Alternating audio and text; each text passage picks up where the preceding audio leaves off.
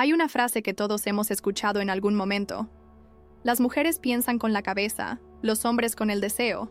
A primera vista parece un chiste, un lugar común. Pero si miras más de cerca, descubrirás algo más oscuro. Una forma en la que hemos aprendido y aceptado que los hombres reaccionan y las mujeres reflexionan, que ellos se dejan llevar y que ellas piensan antes de sentir. Pero ¿de dónde viene realmente esa diferencia? Desde niños, a los hombres se les dice que deben conquistar, que deben actuar, decidir, lanzarse. El impulso se convierte en virtud, el deseo en bandera. Mientras tanto, a las niñas se les enseña a evaluar, a pensar antes de entregarse, a observar cada detalle antes de confiar. No es casualidad, es el resultado de siglos de condicionamiento, de estructuras invisibles que moldean el amor, el cuerpo y la mente. Y lo más peligroso de todo esto es que muchos hombres crecen confundiendo deseo con amor. Y muchas mujeres crecen pensando que para ser amadas deben justificar cada emoción. Así se crea el desequilibrio. Uno actúa sin pensar. La otra piensa hasta paralizarse. Pero no siempre fue así. La ciencia también tiene algo que decir. Estudios neurológicos muestran que el deseo en el hombre activa zonas más primitivas del cerebro, el sistema límbico, el núcleo accumbens, el hipotálamo. Son regiones que responden al placer inmediato, a la urgencia, al quiero ahora. En cambio, en las mujeres, la activación del deseo tiende a estar más conectada con la corteza prefrontal, la parte del cerebro que analiza, decide y evalúa consecuencias.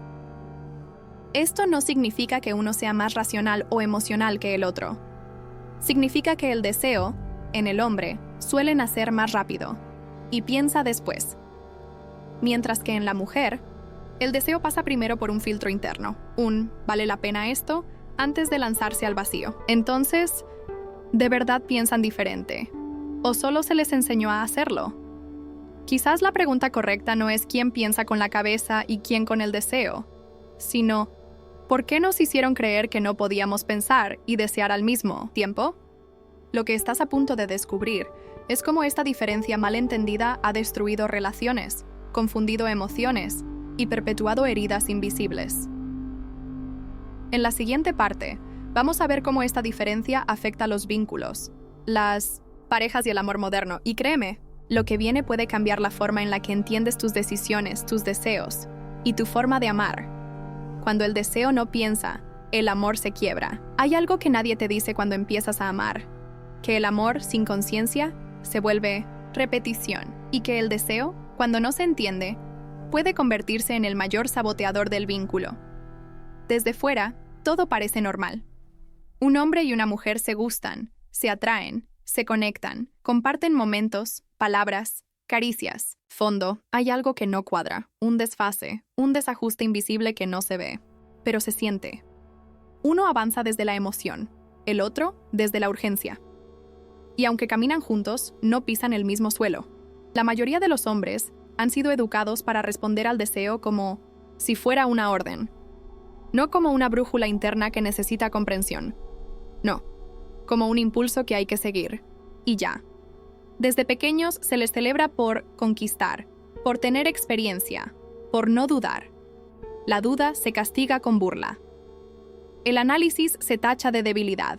Así crecen muchos hombres, confundiendo deseo con amor, admiración con conexión, placer con vínculo. Mientras tanto, muchas mujeres aprenden otra lección. Piensa, evalúa. No te entregues tan fácil. Observa señales, mide consecuencias. Y sí, algunas logran filtrar y proteger su corazón. Pero muchas otras se cansan. Se cansan de pensar tanto, de cargar con toda la lucidez emocional de la relación. Entonces llega ese momento que se repite en miles de parejas. Ella empieza a sentir más profundidad, más necesidad de claridad. Y pregunta, ¿qué somos? ¿A dónde va esto? ¿Qué sientes realmente por mí? Y él se paraliza. No porque no sienta, sino porque nunca aprendió a mirar hacia adentro. El deseo, sin dirección interna, lo llevó hasta ahí. Pero ahora que se requiere responsabilidad emocional, no sabe cómo sostenerla. Él no es malo, no es cruel, solo está emocionalmente analfabeto. porque nadie le enseñó a sostener lo que tanto deseó. Y aquí viene la gran herida, porque ella empieza a confundirse. ¿Hizo algo mal? ¿Fue demasiado intensa? ¿Debió pensar menos? ¿Debió entregar menos? Y él, confundido por la incomodidad que siente, se aleja, no explica, no cierra, no habla, desaparece, como si nada hubiera pasado. Pero pasó. Pasó en ella. Pasó en su mente, en su cuerpo, en su confianza. Y eso deja una huella que no se borra fácilmente. El verdadero problema no es que uno piense con la cabeza y el otro con el deseo, sino que ninguno ha aprendido a integrar ambas partes. El deseo sin conciencia destruye, y la mente sin emoción paraliza. Necesitamos otra forma de vincularnos. Una donde el deseo no sea enemigo del respeto. Una donde pensar no sea sinónimo de frialdad y sentir no sea visto como debilidad. Se ilustra con una analogía emocional. Imagina construir una casa. El deseo es la chispa que te hace soñar con ella. Pero si no tienes planos, herramientas ni materiales, esa casa jamás se sostiene. Así son las relaciones que nacen solo del impulso. Se sienten intensas al principio, pero se derrumban con el primer viento de realidad. Y esto no es solo un tema de pareja, es un tema de identidad, de sanar lo que nos enseñaron, de aprender a elegir no desde la carencia o la urgencia, sino desde la verdad. Si alguna vez te rompieron el corazón por no saber lo que querían, o si tú has dañado a alguien porque te moviste sin pensar, esta historia también es tuya, y aún estás a tiempo de escribir un final distinto. En la siguiente parte, exploraremos cómo transformar esta dinámica, cómo educar el deseo, cómo construir vínculos desde la conciencia y cómo reconectar con una masculinidad y feminidad más humanas, más maduras y más libres. Porque amar no es solo sentir, es entender. Y es decidir hacerlo bien. Educar el deseo, aprender a amar ya. Entendimos lo que ocurre cuando el deseo guía sin pensar. Cuando se ama desde la urgencia, no desde la verdad. Cuando los hombres no saben qué hacer con lo que desean, y las mujeres se pierden esperando que alguien los alcance emocionalmente. Pero ahora viene la parte más importante. ¿Cómo salimos de ahí? ¿Cómo dejamos de repetir vínculos que duelen, vacíos que no llenan, amores que solo arrastran? Llegamos al punto más importante. Después de entender cómo el deseo puede confundirnos, cómo la mente y el corazón parecen estar divididos en la forma en que hombres y mujeres aman, y cómo todo esto se manifiesta en vínculos rotos, promesas sin cumplir y silencios que duelen, llega el momento de mirar hacia adelante. Porque todo esto no se trata solo de entender el problema, se trata de transformarlo. Y para eso, necesitamos una palabra que rara vez se asocia con el amor: educación. Sí, educar el deseo. Aprender a sentir sin que el impulso nos arrastre. Aprender a amar sin que la necesidad se disfrace de vínculo. Aprender a tomar decisiones que no nazcan solo del vacío o del instinto, sino también de la claridad interna. Porque no se trata de reprimir lo que sentimos, ni de racionalizar cada emoción hasta matarla. Se trata de integrar, de unir eso que nos mueve por dentro con eso que nos permite ver más allá de lo inmediato.